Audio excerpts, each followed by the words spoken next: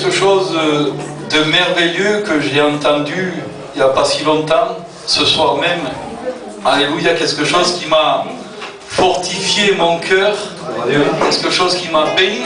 Alléluia, un témoignage qui m'a béni. Alléluia. Est-ce que vous voulez entendre un témoignage qui n'est pas vieux? Amen. Amen. Amen, un témoignage d'une grande bénédiction. Amen. Et glorifié. Nous allons appeler notre frère Nero. Amen. Amen. Il va nous le dire. Amen. Ce qui Dieu a fait dans sa famille. Amen. Amen.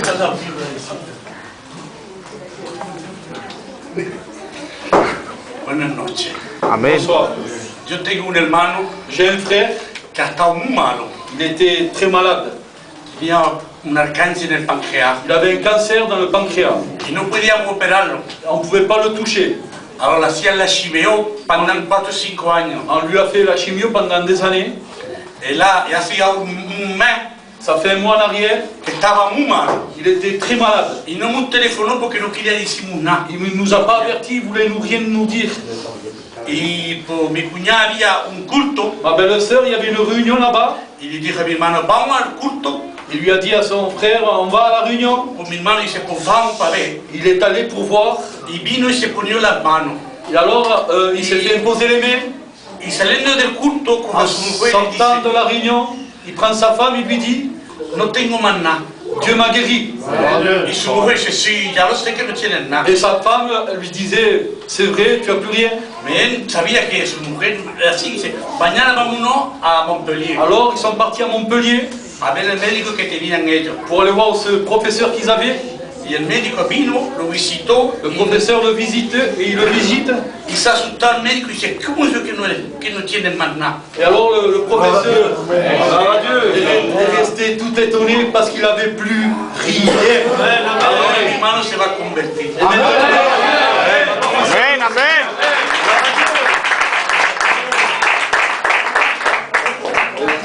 Gloire au Seigneur. Amen. Gloire à Dieu. Amen. Vous savez les paroles que nous annonçons. C'est vrai que le Seigneur, pour quelques heures, on le parle du passé, c'est vrai, 2000 ans en arrière, imaginez-vous.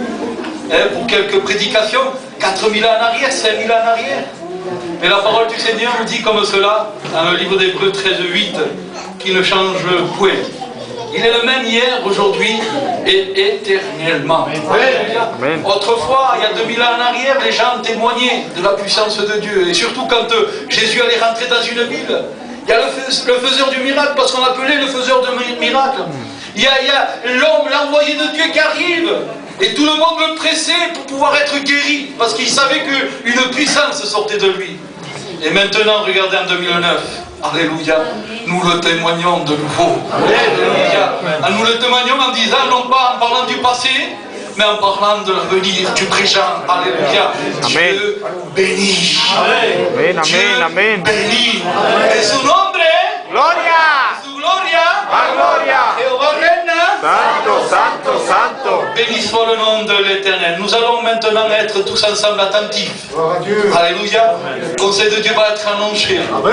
Alléluia. Ce soir, je te donnerai un conseil de la part de notre Seigneur.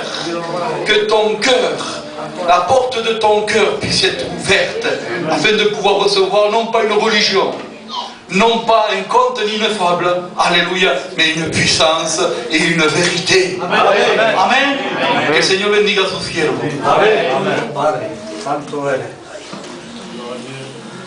Gloire à Dieu, amen. Voilà, c'est pour moi une joie de participer tout simplement à la réunion ce soir. Je suis conscient devant Dieu que cette soirée, je suis simplement instrument entre les mains du Seigneur. Il n'y a pas d'homme qui fait des réunions, c'est Jésus qui fait des réunions. C'est ça la grande différence. Et le Seigneur, quand il emploie des hommes, eh bien il le fait parfaitement. Dieu rentre dans l'imparfait, nous sommes imparfaits, et lui il est parfait. Amen. Amen. Et quand l'imparfait rencontre le parfait, alors ce qui est imparfait devient parfait. Amen. Dans la parole de Dieu, vous savez, il n'y a pas plus beau que des rassemblements évangéliques ou des assemblées de Dieu, ou ce que vous voulez, dans le cadre où vous l'employez, il n'y a pas plus beau que des réunions. Parce que le Seigneur emploie, je pourrais dire, sa divinité au milieu de nous, sa présence. Comment connaître Jésus s'il n'est pas avec lui? Il y avait un homme un jour, j'étais embêté, il y avait un homme un jour qui me disait, mais comment on peut dire qu'on connaît Jésus? Alors je lui ai posé la question, est-ce que tu connais Jésus? Il me dit, moi Dieu, je crois en Dieu. Bien sûr, il croyait en Dieu. J'ai dit, tu crois en Dieu? Tu le connais? Il me dit, oui, je connais Jésus. Je dis, tu sais, pour connaître Jésus, il faut une chose. Je dis, est-ce que Jésus est ton frère? Il dit, comment tu dis ça? Je dis, non, Jésus n'est pas mon frère. Je dis, parce que pour connaître Jésus, il faut faire partie de sa famille. Amen. On peut dire bonjour à quelqu'un qui est dehors, et par contre, c'est un voisin. Pendant des années, ça vous a pas arrivé, vous? Pendant des années, vous avez un voisin, un paillot. Bonjour, monsieur tel. Bonjour, monsieur Dupont. Bonjour, monsieur tel. Et puis, oui, pendant des années, vous le saluez. Vous ne le connaissez pas, vous le saluez. Celui que vous connaissez, c'est celui qui habite chez vous. C'est votre frère dans la chair. C'est votre père. C'est votre mère. Vous la connaissez.